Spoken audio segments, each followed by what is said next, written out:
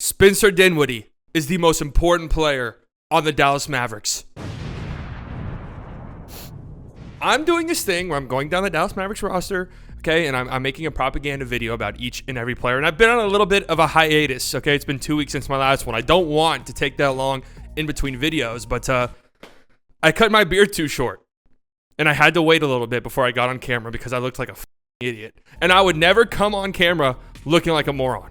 I would never do it. But I'm ready to talk about Spencer Dinwiddie, okay? Because I legitimately do think he's the biggest X factor on the Dallas Mavericks. Now, before you say, well, slightly, what about Luka Doncic? Luka Doncic is obviously the X factor. Luka Doncic is the entire alphabet factor, okay? He's the A, B, C, D, E, F, G factor of the Dallas Mavericks. That goes without saying. But it's a fun thought experiment to go down every single team in the league and look at who are some of the most important non-all-star, non-superstar level players. And I think Spencer Dinwiddie might actually top that list this year. Being the only other reliable ball handler on the team for the Mavericks, you could definitely make the argument the Mavericks are going to go as Spencer Dinwiddie goes this season. If he has a season akin to the start of the season last year on the Wizards, where he was just frankly not very good and was having the worst season of his career, things might get bad for the Mavericks. They might find themselves backed into a corner end of December, early January, where they have to go out on the market and overpay for another ball handler, or else they risk completely punting the season. If he looks how he looked after the trade in his last season in Brooklyn prior to the injury, where he was averaging over 20 points and nearly 7 assists a game, the Mavericks are going to be good, guys. Like, they're going to be really, really good. So I'm excited to spread some propaganda about Spencer. Hey, speaking of propaganda, if you enjoy this propaganda video, why don't you spread it to your friends? Share the video, like the video, share it on Twitter, share it on Reddit, do whatever the fuck it is you need to do. Like the video, comment on the video, because it lets YouTube know we're having a great time, and subscribe. I'll be starting my live streams up again tomorrow. If you're watching this, the day it comes out on Monday. I'll be going live on Tuesday. In fact, I'll be going live every Tuesday, Thursday, and Saturday at 1 p.m. Central Standard Time from here on out. I did a poll recently where I asked you guys what time would you want me to live stream. 1 p.m. was one of the least popular options, but I'm going with it because this isn't a democracy. It's a dictatorship, okay? I'm the bourgeoisie, and you are the filthy working class viewer, and I don't care about your opinion. Let's start with this, okay? Maybe the elephant in the room. If you guys have followed this channel at all, you know that I weirdly called the Spencer Dinwiddie trade. I posted a tweet days before the deadline, joking around, saying Mark Cuban and Spencer Dinwiddie were spotted at an NFT art gallery together, and then the trade happened a couple days later. So in a way, I think I might have willed the trade into existence. You guys are welcome for that. Damn, you're looking good, man. You're looking good. But I was okay with the KP trade at the time, due in large part to the fact that I like Spencer Dinwiddie. In fact, I had Spencer Dinwiddie circled as a guy I wanted the Mavericks to go after last offseason. Why is that? Isolation scoring. The ability to create for himself. The ability to score without relying on another player like Luka Doncic. Throughout his entire career, Spence has legitimately been one of the better isolation scorers in the NBA. In fact, last season, after the trade, he averaged 1.15 points per possession in isolation.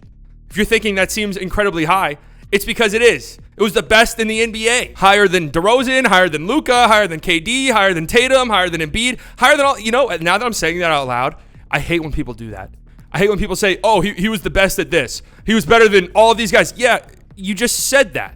You just said he was the best in the NBA, so we already inferred that he was already better than all of the guys. It was only a 20-game sample size, okay? Which is very small. But it's not like this is an outlier thing for Dinwiddie. Since joining the Nets in 2016, which was basically the start of his career, he's been in the 90th percentile or better pretty much every single year when it comes to isolation scoring. And it's not just isolation where Dinwiddie is good. I mean, Dinwiddie is a dynamic offensive player. He does a lot of things well. He was one of only 13 players across the entire NBA to be in the 80th percentile or better in shooting talent, finishing talent, playmaking talent, and isolation impact. All of these according to Basketball Index, B-Ball Index, great resource. I mean, look at some of the names on this list. You've got Luka, you've got LeBron James, Trae Young, some of the best offensive players in the NBA, Bogdan Bogdanovic, right? Great company to be around. On top of that, Spencer has one of the best, I feel like I can call him by his first name. We've been through a lot together. Spencer has one of the best skill sets I think a player can have, which is the ability to create pressure on the rim, right? Get to the rim, generate pressure, force the defense to make a decision on you because it opens up so many different things for your teammates. He averages nearly 10 drives per game with 97% of his shot attempts at the rim being unassisted. So he has the ability to put pressure on the defense without relying on anybody else to get that opportunity for him. It's very strange when you watch him play. You probably think to yourself, holy shit, Spencer Dinwiddie gets a lot of foul calls. Foul calls that don't really make sense for a player of Spencer Dinwiddie's quality. I mean, we're not talking about a star here. We're not even talking about an all-star here. And the numbers back this up. He draws a foul on nearly 10% of his drives. That's the 4th highest in the NBA among players with 10 or more drives per game. He only trails Giannis, James Harden, and Jimmy Butler. Spencer Dinwiddie's out here getting superstar calls, ladies and gentlemen. To put that number into perspective, 10%. To put that number into perspective, Ja Morant, who it feels like lives at the line from time to time, generates a foul on 9% of his drives. Luka, 8.9% of his drives. Trae Young, a player who, in the past, some have called a free throw merchant. I've never called him that. A lot of other people have called him that. Only generates a foul on 5.2% of his drives. Dinwiddie's out here doubling that number. I mean, those are rookie numbers. This rim pressure, it creates opportunities for teammates. Kickouts, dump-offs. It's a big reason why Dinwiddie has been a 90th plus percentile playmaker each of his last 5 seasons. He averaged over 7 assists per game when he was a starting point guard on the Brooklyn Nets the year before he tore his ACL. So the playmaking talent is there. And I don't want to turn this into a video where we compare Jalen Brunson and Spencer Dinwiddie. That's not what I want to do. But Dinwiddie definitely has the leg up as a playmaker. I don't even think that can be debated. And to top it all off, he shot 37% on catch and shoot threes for the Mavericks last year. I mean, that's not an elite number by any stretch of the imagination, but considering his career shooting numbers, we will gladly take that if he were able to repeat it. And going through his history, those catch and shoot numbers, that's about where he sits, around 37% or so. And he shot over 40% from 3 in his 20-plus games with the Mavericks, which is definitely an outlier for his career as a career 32% three-point shooter. But he's going to get a lot of great looks next to Luka. I mean, that's something you have to keep in mind. Playing alongside a generational level playmaker like Luka, you're going to get open looks from 3. So he's a very dynamic offensive player. But what about defense? Huh? What about it? It's half the game. He's all right. I mean, the Mavs defense was 5 points better when he was on the floor. Granted, small sample size. Slightly. These are all such small sample sizes, man. Let me tell you something, okay? Life is a small sample size.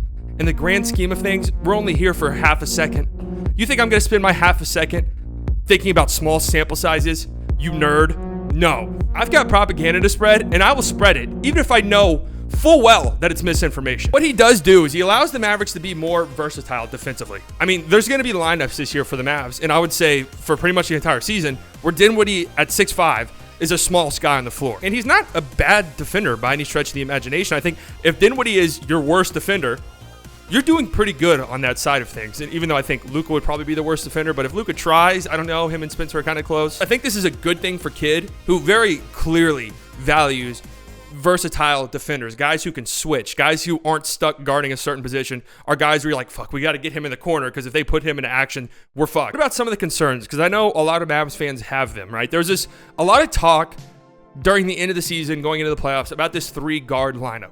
A lot of people, not everyone, but a lot of people attributed the Mavericks' success at the end of the season to this 3-guard lineup, having Luka, Jalen Brunson, and Spencer Dinwiddie on the floor at the same time, and unlocked all this playmaking potential that we've never really seen in a Luka Doncic team. I'll say this, man. The Mavericks only ran this 3-guard lineup 8% of the time in the playoffs. 8% of their possessions in the postseason were with the 3-guard lineup, and it just did not work. The numbers were not very good. And I tweeted this out, and I got some fair critiques of this take from people saying, well, Spencer Dinwiddie wasn't very good in the playoffs, and that's why. And that's kind of true. I'll say this.